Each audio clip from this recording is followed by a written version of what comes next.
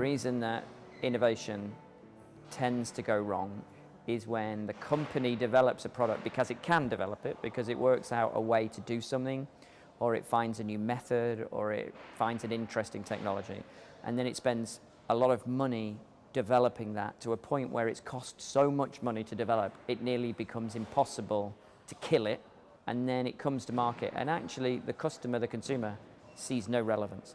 And that is 90% of all products that are launched.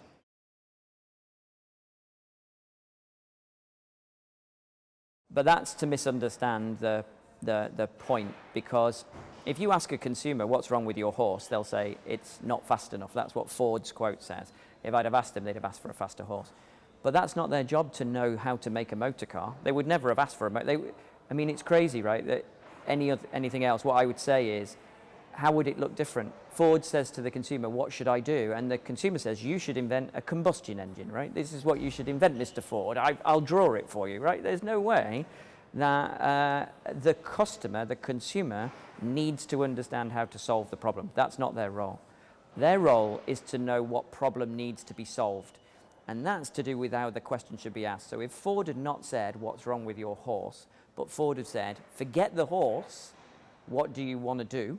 What do you need to do? They would have been able to answer that question. Oh, I need to go to Detroit, which is 300 kilometers away, and I need to take the family and all the Christmas presents, and I need to come back the following day. And then Ford says, okay, well then that's not a horse, right? That's something else.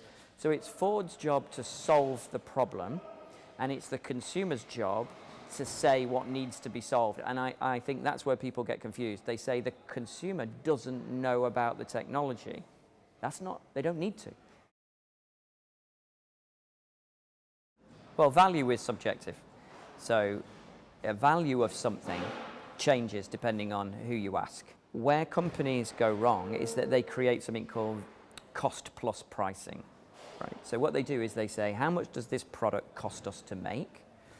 Then how much margin do we want to make? And they apply the margin on top of the price, and that's the price of the product. And there's a thing called value-based pricing. Value-based pricing works differently. It says, okay, I need to demonstrate the value of this product in a value proposition. I need to maximize the value of it by telling the best possible story to the most appropriate target in the most interesting way. And then I will work out how much they're prepared to pay for it. So value-based pricing starts with creating insights and value propositions. And then when that's done, and you know you've got something people need, you then work out what are they prepared to pay for it. Somebody once told me that for every Harley Davidson motorbike that comes off a production line, there are 3,000 General Motors cars, right? So if it was all about volume, if it was all about the amount of products that you make makes you more successful, you should definitely buy shares in General Motors, because they make many, many more cars than Harley Davidson make motorbikes. But the share price increase in Harley Davidson between 1980 and now is something like 17,500%, right? So actually go buy shares in Harley Davidson. There isn't a correlation between volume and profit. You need to be profitable in the products that you make. And that might be a small segment of the market, that might be a niche segment of the market, but you can own that segment, right? And you can be relevant in your segment, and that is much more profitable than trying to be all things to all people and failing at completely to achieve that. Mass market, commoditized products don't make half as much money as clearly segmented. So that's the role of marketing, to sort of set clarity that says, we're not going to try and be everything.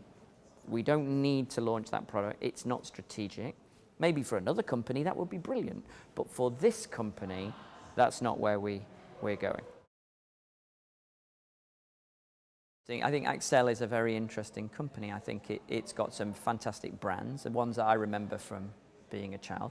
And I think, you know, you've got management now that clearly understand the role of insights and clearly understand the role of segmentation. They're doing training, they're doing stuff like this, they're running projects along those lines. That's brilliant. You know, it's helpful if the people running the company are kind of sold to this.